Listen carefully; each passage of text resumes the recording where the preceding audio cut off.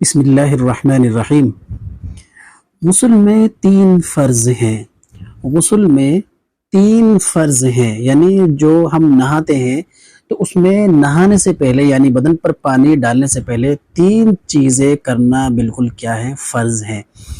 اس میں نمبر ایک کیا ہے؟ نمبر ایک منہ بھر کے غرارہ کرنا۔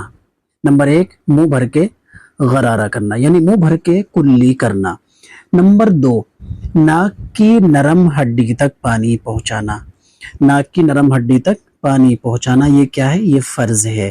نمبر تین ایک مرتبہ پورے بدن پر اس طرح پانی بہانا کہ ایک بال برابر بھی کوئی جگہ سوکھی نہ رہے۔